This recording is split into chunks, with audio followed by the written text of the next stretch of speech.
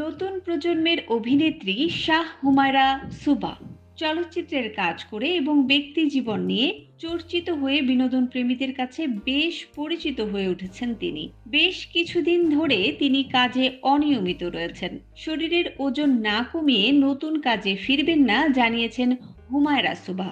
এই প্রসঙ্গে তিনি বলেন, বেশ কয়েকটি সিনেমা মুক্তির অপেক্ষায় রয়েছে। আগামী দিনগুলোতে সেগুলো নিয়ে প্রচারণায় থাকবো। নতুন অনেক ভালো গল্পের কাজের অফার আসছে, কিন্তু সেগুলো বিনয়ের সঙ্গে ফিরিয়ে দিয়েছি। শরীর না কমিয়ে কোনোভাবেই কাজে ফিরবো না। মোট কথা, ফিট না হয়ে কাজে ফিরছি না। বর্তমানে কি করছেন জানতে চাইলে হুমায়রা সুবা বলেন, এখন দেশের বাইরে আছেন, কয়েকদিন পর দেশে ফিরবেন।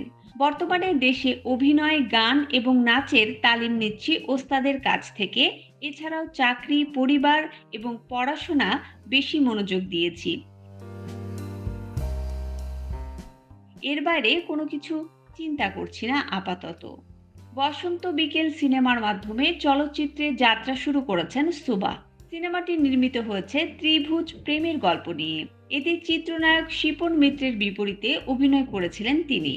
এছাড়াও সম্প্রতি সময় বেশ কয়েকটি গান কাভার করেছেন, যা এরই মধ্যে আলোচনায় এসেছে। প্রশংসা পেয়েছেন সমালোচকদের কাছ থেকেও।